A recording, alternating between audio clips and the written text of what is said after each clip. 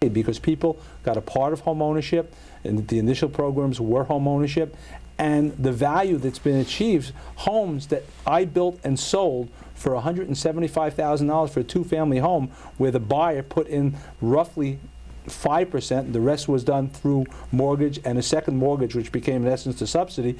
They're selling for 3 and 4 times that price. So the trend has been set, the value is there, and I think the Bronx has really come a long way and will continue to do that. I was with a developer of the Bronx who built without any subsidies for the last 10 years. Last Thursday, and I said to him, because he builds 2 and 3 family houses without subsidy in the Bronx, he said, I'm selling them for $500,000. But somebody's getting a piece of the apple.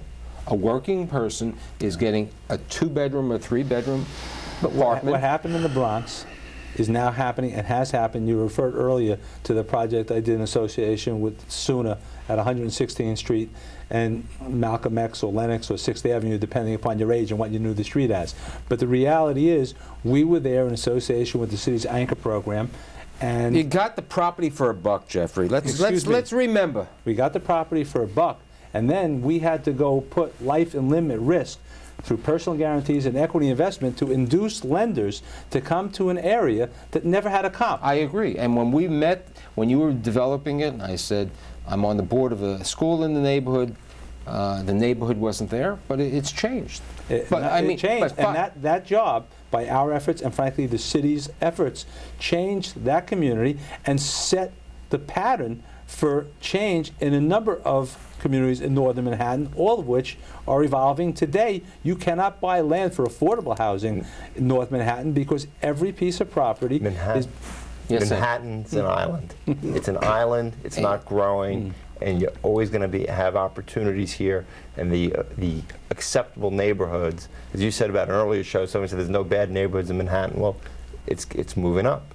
It's moving up. You didn't go above 86th Street, then you didn't go above 96th Street, 125th Street. Now 125th Street, you can't find if you want to open a store on 125th Street, go try to find a space. About 2 years ago, when I was on the radio, I had Jeff and one of my real good friends, Ofer Yardeni, on the show, and Ofer was screaming at Jeff. He says, who would rent on 106th Street? Who would rent over there?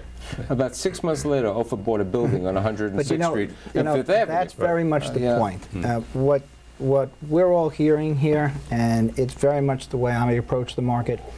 I've had market experiences. The market's been up and down. I've seen this movie before. It will adjust. But on the other hand, if I stick with only the history, I could never move forward, recalibrate, and do new deals.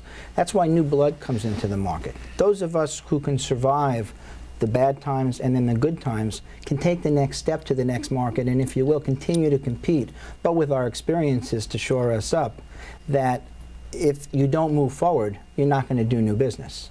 And that's a lot to do with what we're all talking about, where you are in the Bronx. Long Island City is actually just ahead of the curve. It's a huge opportunity.